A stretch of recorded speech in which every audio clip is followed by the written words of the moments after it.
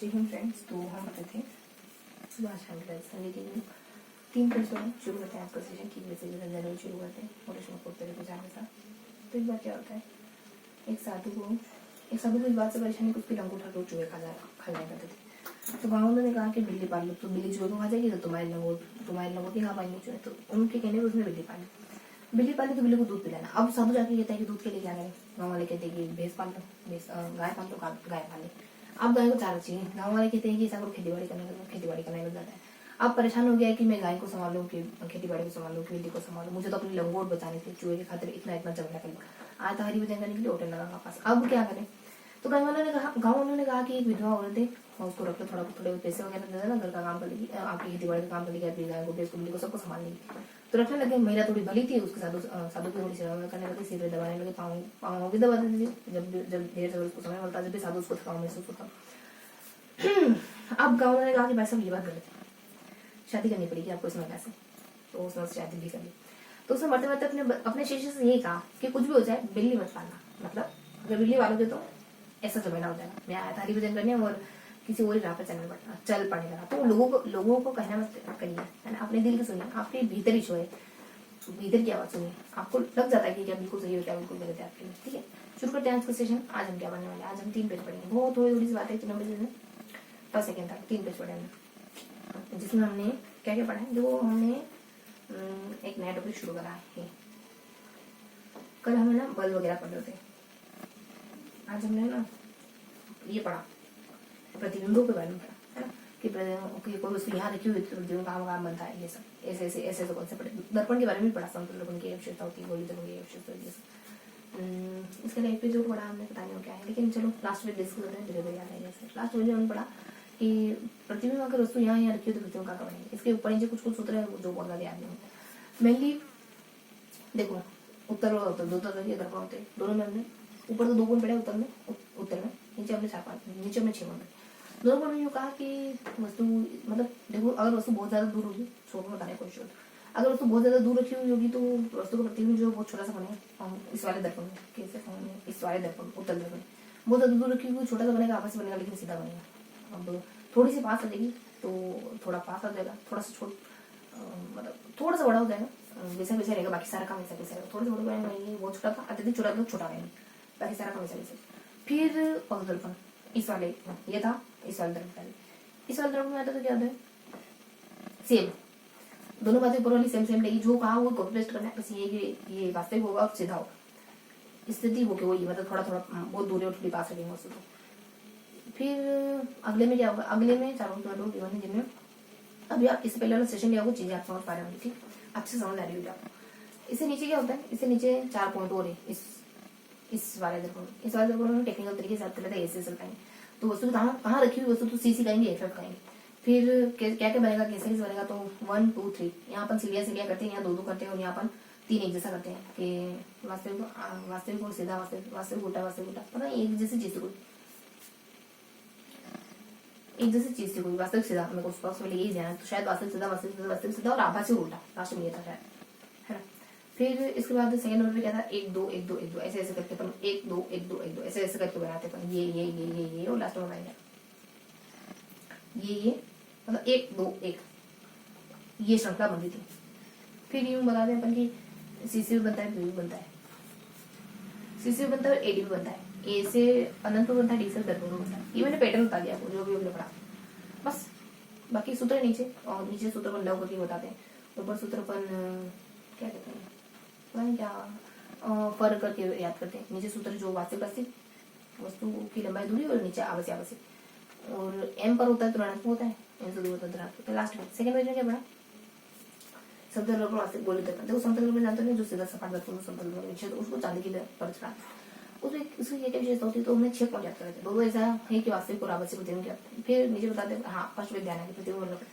फिर नीचे बताते हैं अपन एम्बुलेंस वगैरह की बात बताते हैं। उसके बाद अपन एक और पॉइंट बताते हैं, नीचे 2 एक जैसे पॉइंट होते हैं कोई, हाँ ठीठा, एक तो 2 ठीठा, और गति, है ना। एम्बुलेंस उल्टा सीधा लिखना, गति एक से चलोगे तो बाइक से 2 एक से चलते हुए दिखाई देगी वस्तु, ठीठा।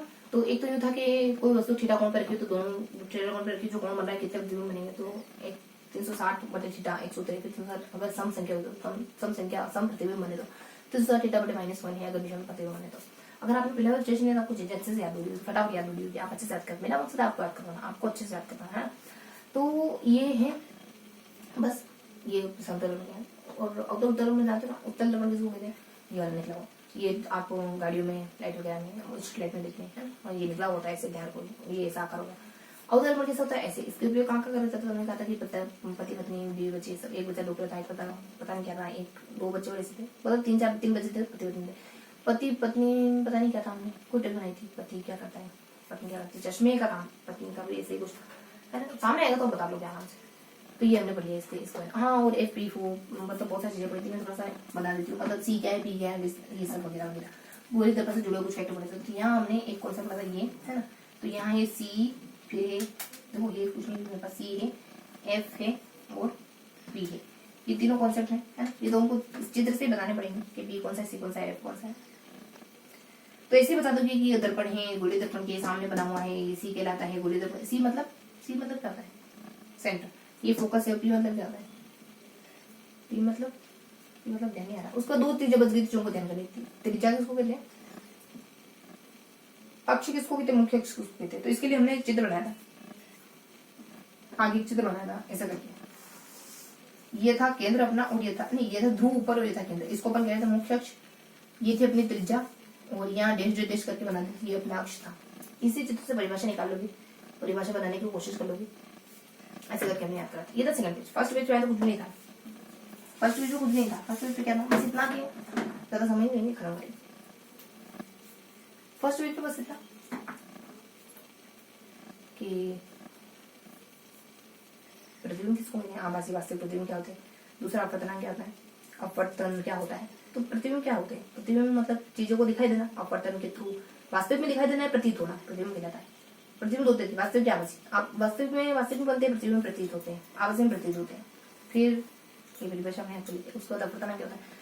अपवर्तनांक को समझाने के यहाँ 3 पॉइंट है, तीनों में से खाली एक ही पॉइंट तो समझा रखा था, 2 पॉइंट तो परिभाषा दिखाई गई है ना।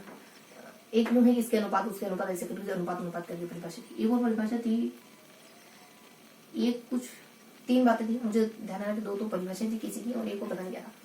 फिर ये सब कवर करने के बाद नीचे क्या था, तो 5 पॉइंट थे, जिसमें एक पूरी सारणी बता रही थी, जिसमें हमने सारणी हल कर दी 44 से 44 है, 33 है, फिर 6 7 8 है ना। आगे सब एक है, पॉइंट टू बताइए। फिर पीछे अपन पढ़ते हैं कि 2 2 2 ही है, ये तो पीछे तो एक ही है, और पीछे मतलब पॉइंट से पहले तो एक ही, ये जो मैंने 44 46 बताया ना, ये आंकड़े जैसे 44 हो जाएगा, पीछे 44 से 33 है, 44 से 33 है, फिर 6 है, मतलब 6 है, फिर 7 है, फिर 8 है, ऐसा तो क्या था। ये पॉइंट से पीछे है ना, पॉइंट से आगे तो एक ही है, फिर यहाँ पे भी है, पॉइंट से आगे तो एक ही है, बस खत्म करें। पॉइंट से आगे तो एक ही है, पॉइंट से पीछे है। 1 मिनट को देखो, 1 मिनट से ज्यादा समय नहीं ले सकते, 1 मिनट क्या 10 मिनट से ज्यादा समय नहीं ले सकते। ये हो गया, यहाँ क्या याद करा, यहाँ पे भी ठीक है याद करा। 52 52 45 55 54, फिर बीच में अपने 6 7, ये पॉइंट से पीछे पॉइंट से आगे ठीक है। यहाँ अपन कहते हैं जग तो टिक बनाते हैं, और यहाँ अपन एफ वाली कुछ टिक बनाते हैं,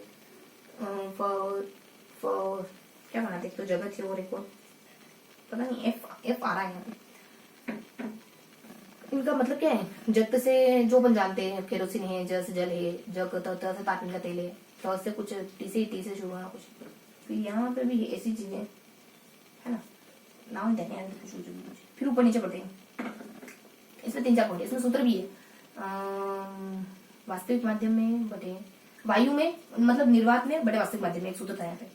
फिर नीचे था कि सघन माध्यम से विरल और सघन के अनुपात, और सघन और विरल का अनुपात उल्टा होता है, यहाँ पे होता है।